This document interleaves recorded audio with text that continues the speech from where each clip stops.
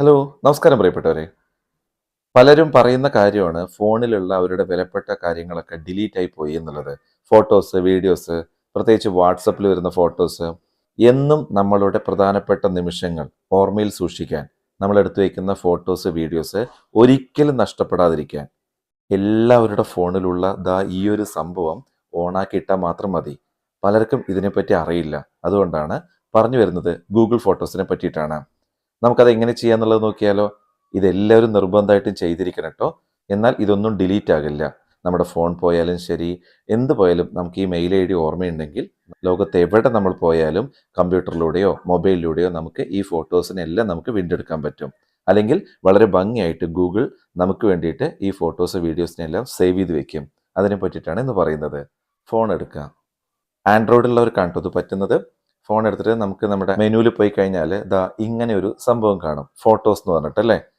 ഒട്ടുമിക്ക പേരും ഇതിനെ ഗാലറിക്ക് പകരം ഫോട്ടോസ് കാണാനുള്ള ഒരു സംവിധാനമായിട്ട് മാത്രമേ കണ്ടിട്ടുള്ളൂ. ഇതുപോലെ ഒരു കാറ്റാടുന്ന സിമ്പിൾ ഉള്ളത് അതിൽ ക്ലിക്ക് ചെയ്യാം.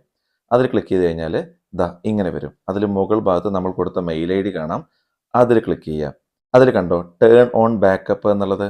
അതിൽ ക്ലിക്ക് ചെയ്യുമ്പോൾ ഇങ്ങനെ ഒരു സംഭവം വരും, keep your memories safe, turn on backup എന്നുള്ളത് വരും. അതിൽ ക്ലിക്ക് ചെയ്യാം. അപ്പോൾ വെയിറ്റിംഗ് ഫോർ വൈഫൈ എന്ന് കാണും. അതായത് നമ്മളുടെ വൈഫൈയിലൂടെയാണ് ഇത് അപ്ലോഡ് ചെയ്യുന്നത്. ആദ്യമായിട്ട് ചെയ്യുമ്പോൾ കുറേ ഫോട്ടോസ് ഉണ്ടെങ്കിൽ കുറച്ച് ഡാറ്റ പോകും കേട്ടോ.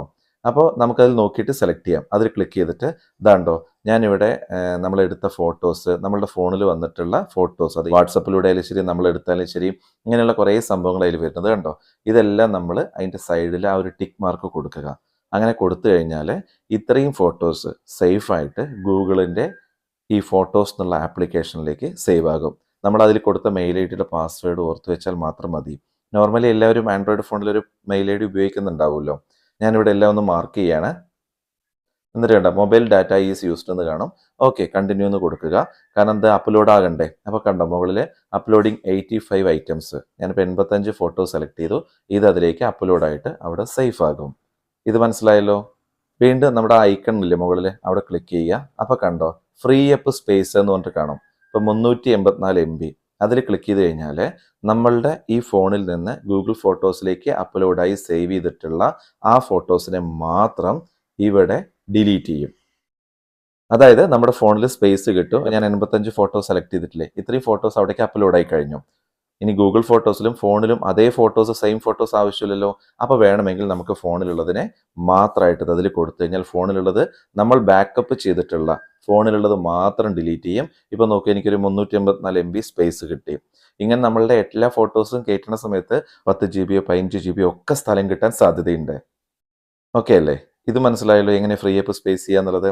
ഇനി അടുത്ത് വരുന്നത് നമ്മളുണ്ട് ഫോട്ടോസ് ഓൺ ഡിവൈസ് എന്ന് പറഞ്ഞിട്ട് മുകളിൽ കാണാം. നമ്മളുടെ ഫോണിലുള്ള ഫോൾഡേഴ്സ് എല്ലാം കാണാൻ പറ്റും. അതിൽ കണ്ടോ ഇങ്ങനെ മേഘത്തിന്റെ സിമ്പലിൽ ഒരു ക്രോസ് ചെയ്തൊരു മാർക്ക് ഉണ്ടെങ്കിൽ ഇത് ബാക്കപ്പ് ആകുന്നില്ല എന്നുള്ളതാണ്. നമുക്കതിൽ സെലക്ട് ചെയ്തിട്ട് വേണ്ട ഫോൾഡേഴ്സിനെ നമുക്ക് ബാക്കപ്പ് കൊടുക്കാം. ഇപ്പോൾ പലരും വാട്സപ്പിൽ വരുന്നത് ഡിലീറ്റ് ആയി പോയി എന്ന് പറയാറുണ്ട്. അപ്പോൾ അതിൽ വാട്സപ്പ് സെലക്ട് ചെയ്ത് വെച്ചിട്ട് അത് ഓൺ ചെയ്ത് വെച്ച് കഴിഞ്ഞാൽ അത് നോക്കിക്കോളൂ.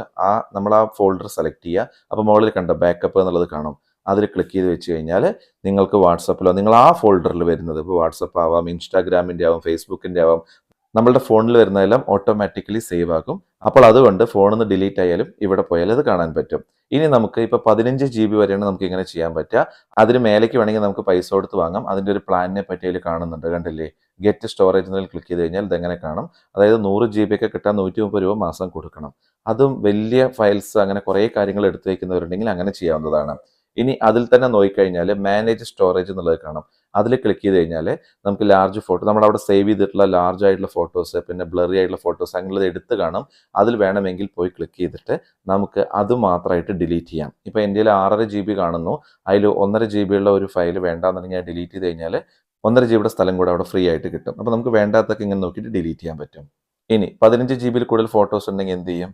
നമ്മളുടെ മുകളിലുള്ള ഒരു മെയിൽ ഐ ഡി ഉണ്ടല്ലോ, അതിലാണ് 15 GB. നമുക്ക് വേറൊരു മെയിൽ ഐ ഡി, നമുക്ക് എത്ര മെയിൽ ഐ ഡി വേണേൽ ചേർക്കാമല്ലോ. വേറൊരു മെയിൽ ഐ ഡിയും കൂടെ കൊടുത്തു കഴിഞ്ഞാൽ അതിലേക്കും ഫോട്ടോസ് ബാക്കപ്പ് കൊടുത്തു കഴിഞ്ഞാൽ ഇതിലില്ലാത്ത ഫോൾഡേഴ്സിനെ അതിൽ മാർക്ക് ചെയ്തിട്ട് ബാക്കപ്പ് കൊടുത്തു കഴിഞ്ഞാൽ ആ മെയിൽ ഐ ഡി വെച്ചിട്ട് നമുക്ക് ഈ ഗൂഗിൾ ഫോട്ടോസിലേക്ക് ഫോട്ടോസ് എല്ലാം ആഡ് ചെയ്യാൻ പറ്റും.